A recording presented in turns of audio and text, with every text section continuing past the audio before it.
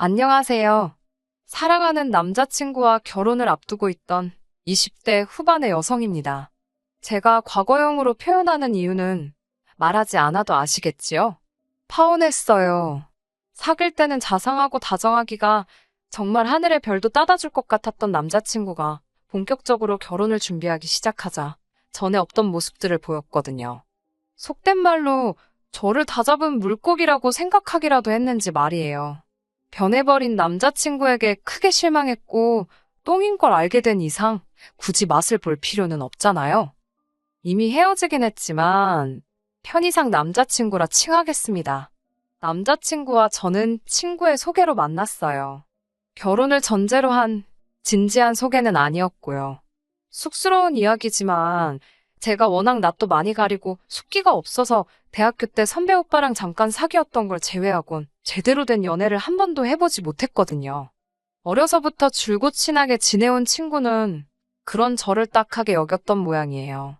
저더러 30살이 되기 전에 친하게 연애 좀 해보라며 제가 부탁한 것도 아닌데 소개팅 약속을 잡아왔습니다. 민망하고 생각만 해도 어색해서 정말 내키지 않았어요. 하지만 친구가 판까지 다 깔아줬는데 싫다고 하면 두 번 다시는 소개팅 안 시켜준다고 엄포를 놓더라고요. 그런 소리를 들으니 왠지 아쉬워서 그렇게 남자친구를 만나게 되었네요. 남자친구의 첫인상은 단정했고 매너 또한 젠틀했어요. 하지만 외모보다도 인상적이었던 건 남자친구의 취향이었지요. 좋아하는 음악이라던가 선호하는 영화 장르, 그리고 주말에 주로 하는 취미생활까지 저와 비슷한 취향을 가지고 있더라고요. 그래서인지 첫 만남임에도 불구하고 대화가 끊어질 틈이 없었네요. 사실 그 무렵 친구들과 만나면 늘상 하는 이야기가 먹고 살기 힘들다거나 개인적으로 짜증나는 일들, 소위 앓는 소리가 대부분이었어요. 그런 시기다 보니 더 피곤해지는 일도 종종 있었고요. 그런데 남자친구와 만나면 대부분의 시간을 서로가 좋아하는 것들이나 관심이 있는 주제에 대한 이야기를 하며 보냈으니 지루함은 고사하고 주중에 쌓여있던 스트레스를 한 방에 날려버릴 수 있었어요. 그렇게 저희는 3개월 동안 친구도 아닌 연인도 아닌 애매한 사이로 데이트를 이어가다가 본격적으로 사귀기 시작했습니다. 나중에 남자친구가 말하길 굳이 사귀자고 해야 한다 생각을 못했다대요. 그리고 사귄 지 8개월 만에 남자친구가 저에게 프로포즈를 해왔습니다. 저와 함께라면 앞으로도 어디서 무얼 하든 즐겁고 행복할 것 같다면서 결혼해달라고 하더라고요. 솔직히 조금 촌스러운 방식의 유치한 내용이긴 했지만 크게 감동했었네요. 남자친구의 프로포즈를 받았을 때 솔직히 크게 고민하지 않았습니다. 일단 저 역시 남자친구를 많이 사랑했고요. 또 다른 이유로는 개인적으로 늘 30살이 되기 전에 결혼을 해야겠다 생각했었거든요. 그리고 그런 생각을 갖게 된 데에는 저희 부모님의 영향이 컸습니다. 저희 부모님은 주변에서 닭살 부부라고 부를 만큼 매우 사이가 좋으세요. 여담이지만 저희 아버지는 양념치킨을 좋아하시고 저희 어머니는 후라이드를 좋아하시거든요. 그런데 아버지가 치킨을 사오시는 날이면 그 치킨은 늘 후라이드였고 어머니가 치킨을 사오시면 그날은 꼭 양념이었습니다. 서로가 뭘 좋아하는지 생각하고 서로 입맛에 맞춰 사오시다 보니 곧잘 일어나는 일이었지요. 이 밖에도 두 분이 서로를 얼마나 생각하고 위하는지 엿볼 수 있는 사건이 수두룩하답니다. 아무튼 이런 부모님 밑에서 사랑도 많이 받고 유복하게 자랐습니다. 그러니 저 역시 하루빨리 좋은 사람을 만나서 저희 부모님처럼 행복한 가정을 이루고 싶었네요. 그리고 제가 찾던 바로 그 좋은 사람이 남자친구라고 생각했고요. 하지만 제가 프로포즈를 받아주고 얼마 지나지 않아서부터 남자친구는 점점 다른 사람처럼 변해갔습니다. 지금 돌이켜 생각해보면 변해갔던 게 아니라 원래 그런 사람이었는데 용케 잘도 숨기고 있었던 것 같아요. 정말이지 남자친구가 그렇게 줏대었고 한심한 사람인 줄은 전혀 상상하지도 못했네요. 남자친구는 수도권에 위치한 공기업에 다니고 있었습니다. 공무원은 아니었지만 그래도 정년 걱정은 없는 직장이었지요. 아침 8시까지 출근을 마쳐야 해서 다른 회사들에 비해 약간 이른감이 있었지만 퇴근이 4시 반이라서 본인은 무척 만족스러워했고요. 야근도 없고 주말에 근무할 일도 절대 없었기 때문에 연봉은 진짜 소금처럼 짰습니다. 타원한 마당에 못할 말이 뭐가 있겠어요? 저는 대학교를 졸업하자마자 중견기업에 입사를 했습니다. 남자친구를 전 소개받았을 때 이미 직장생활 5년 차였고 연봉도 남자친구보다 2천만 원 정도 높았지요. 남자친구 직장과 제 직장만 놓고 본다면 이렇게 표현할 수 있겠네요. 남자친구 직장은 가늘고 길게, 저는 굵지만 길 수도 짧을 수도 있는. 제가 그렇다고 남자친구 직장을 부러워했을까요? 전혀요. 남자친구 역시 제가 자기보다 더 번다고 해서 뭐 중력이 든다거나 전혀 그렇지 않았습니다. 있는 척을 하는 사람은 아니었지만 없는 걸 부끄러워하지도 않더라고요.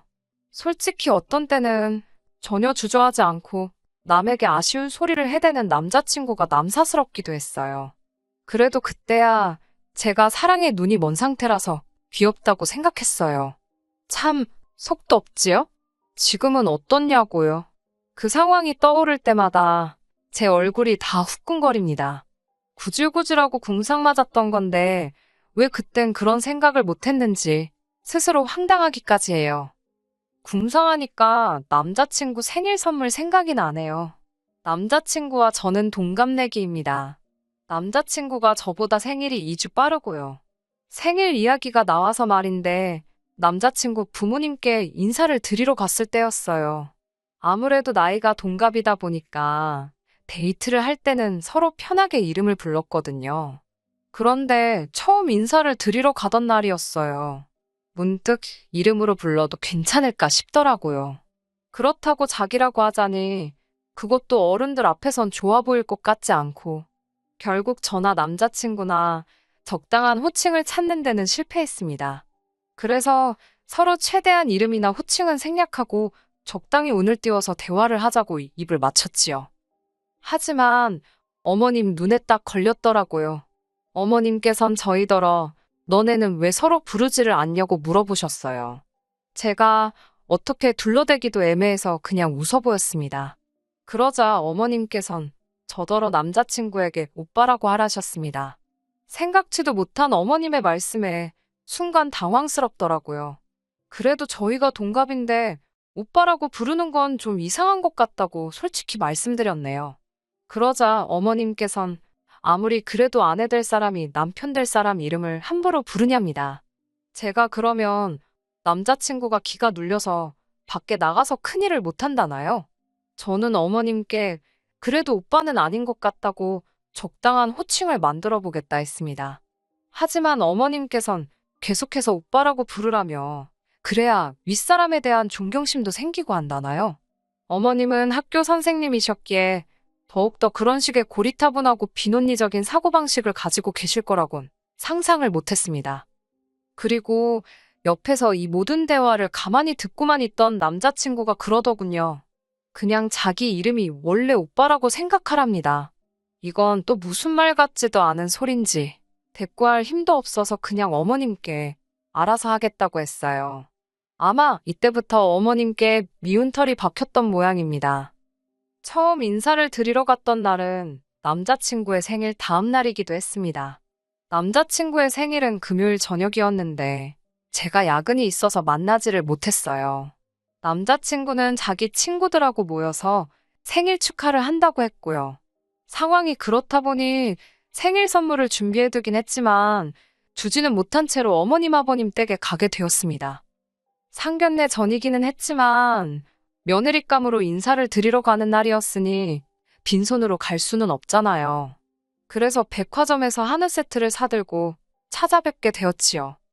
어머님께선 남자친구로부터 제가 김치찌개를 좋아한다는 이야기를 들으셨다며 김치찌개를 끓이셨다 하셨습니다.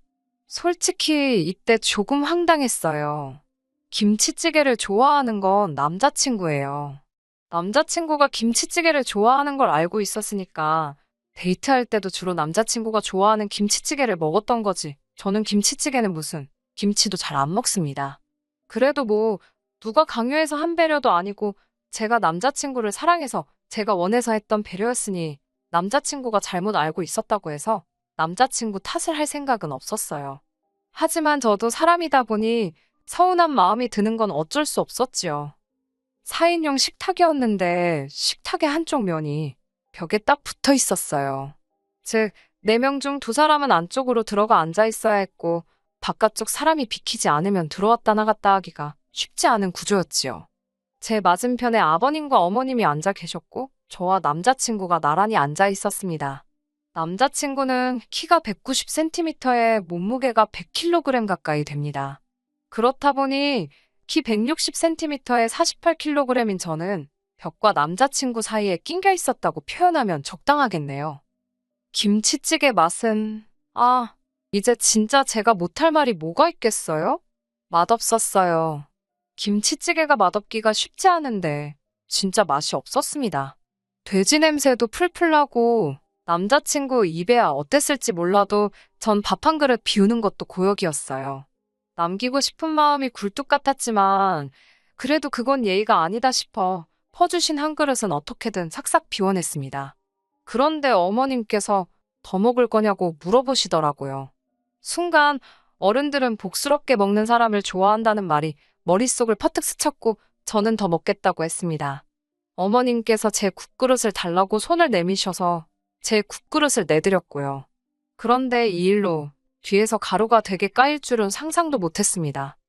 인사를 드리고 집에 와서 한숨 돌리고 있었는데 남자친구에게서 전화가 걸려왔습니다. 전화를 받으니 남자친구가 한껏 가라앉은 목소리로 큰일 났다고 하더라고요. 무슨 일이냐고 물으니 저더러 왜 그렇게 교양 없이 몰상식하게 행동을 했냐입니다. 황당해서 그게 다 무슨 소리냐니까 아까 어머니께서 찌개 더 줄 거냐고 하셨을 때 왜 그릇을 드렸냐는 거예요. 그릇을 달라고 하시니까 드렸다고 난 지금 네가 무슨 소리를 하는 건지 모르겠다고 저도 짜증이 나서 화를 냈습니다. 말을 할 거면 똑바로 하라고요. 그러자 남자친구가 한다는 말이 어머님께서 그러시더랍니다. 며느리감이라고 인사드린다고 온 애가 지가 먹을 찌개도 지 손으로 퍼먹을 생각을 안 하냐고요. 다른 가족들이 더 먹을 건지 필요한 건 없는지 제가 알아서 나서서 챙기는지 안 챙기는지 어머님께서 계속 저를 지켜보고 계셨다는 거예요. 제가 어이가 없어서 그러니까 네 말은 내가 지금 니네 집 부엌에서 내 국그릇 들고 찌개 더 먹겠다고 설쳤어야 된다는 거냐고 물었습니다. 그러자 남자친구도 제 말이 맞는가 싶었는지 한동안 말이 없더라고요. 그러더니 기껏 한다는 소리가 그냥 어른이 그렇다면 그런 줄 알지. 넌 뭘 그렇게 따지고 드냐입니다.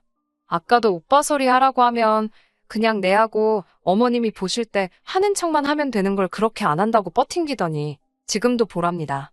그냥 내가 생각이 짧았다. 앞으로는 알아서 잘해보겠다 하면 될 것을 니네 집 부엌이 어떻고 저떻고 왜 그렇게 시시비비를 가리지 못해 안달이냐는 거예요. 그러더니 막판에 한마디 덧붙인 게 아주 가관이었습니다. 여자면 좀 조신하게 알겠어 소리 좀 하랍니다. 다 저 잘되라고 하는 소리지. 저 괴롭히려고 하는 소리가 아닌데 뭘 그렇게 따지고 드냐고요. 그 소리를 딱 듣고 나니까요. 솔직히 남자친구가 아니라 무슨 조선시대에서 넘어온 모질이인가 싶더라고요. 설령 어머님이 말도 안 되는 억지를 쓰시더라도 남자친구가 중간에서 잘 끊어냈으면 되는 거잖아요. 구태여 말을 전하지 않을 수도 있었고요. 이 상황에서 결혼하면 사사건건 어머님의 억지 논리를 상대하게 생긴 건 불보듯 뻔한 일이었고 남자친구도 남편이 아니라 남의 편이 되는 건 시간 문제겠더라고요. 그래서 너 그 썩어빠진 정신머리를 고치던가 아니면 이 결혼은 없었던 걸로 하자 했습니다. 나는 앞으로도 할 말은 하고 살 거고 억울한 일은 그냥 넘어갈 생각이 없으니 이런 나를 감당할 수 있으면 결혼하는 거고 자신 없으면 손 떼라고 했네요. 난 어머님이랑 당신 비위 맞춰주려고 결혼하는 거 아니라고요. 이후로 한 2주 가까이 연락이 없었습니다. 제 생일에도 축하한단 말 한마디 없더라고요. 이미 서로 연락을 끊고 일주일이 지나갔을 때 전 저희 관계가 완전히 끝났다고 생각했어요. 그래도 사람이니까 생일 축하 인사조차 받지 못했을 땐 기분이 울적하긴 하더라고요. 그런데 제 생일 다다음 날 남자친구에게 연락이 왔습니다. 어머님께서 오토바이에 치이셨답니다. 그래서 지금 병원에 계시다며 한번 와줄 수 있겠냐는 거예요. 지랑 나랑 끝난 거 아닌가? 그런데 뭘 오라가라냐 싶어서 짜증이 났습니다. 하지만 어쨌든 인사까지 드리고 왔는데 어머님께서 병원에 계시다니 몰랐으면 몰라도 알고서 안 찾아뵙기가 좀 그렇더라고요. 그래서 비타민 음료 한 박스 사들고 찾아갔습니다. 남자친구한테 미련이 있어서가 아니라 인간 대 인간으로 찾아간 거였어요. 병원에 도착하니까 남자친구가 왜 이렇게 늦게 왔냐며 자기 진짜 너무 놀랐답니다. 저는 2주 동안 연락 한 번 안 해놓고 이렇게 아무 일도 없었다는데 말을 거는 남자친구 때문에 더 놀랐는데 말이에요. 그러더니 남자친구가 뭐라는 줄 아세요?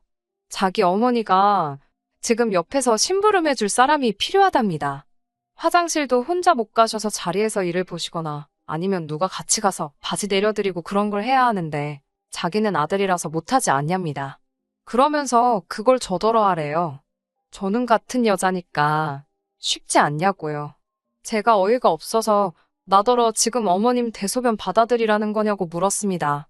그러자 인간이 한다는 소리가 이번에 잘하면 그동안 실수한 걸 다 만회할 수 있대요. 그러면서 빨리 병실에 들어가 보랍니다. 어머님께서 저만 기다리고 계신다나요.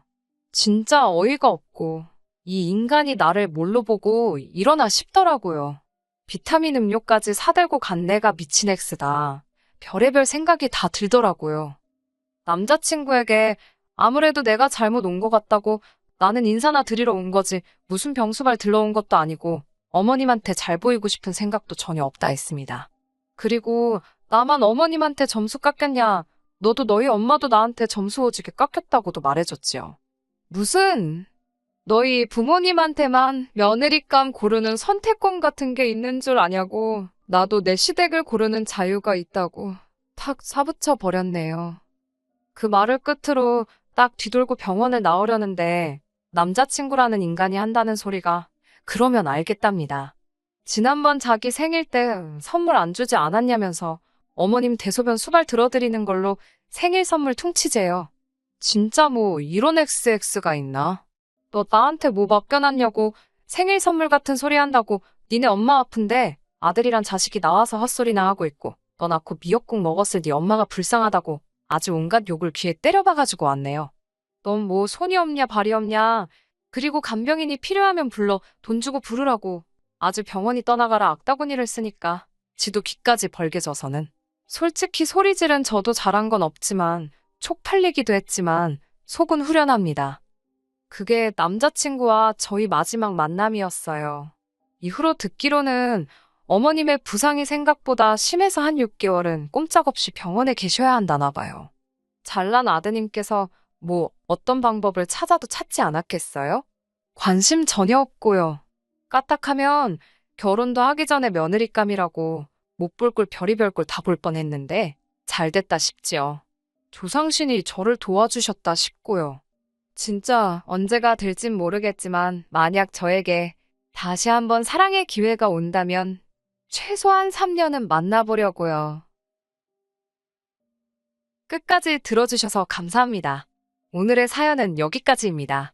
구독과 좋아요, 알람 설정 부탁드리고 더 좋은 사연으로 다시 찾아뵙겠습니다. 감사합니다.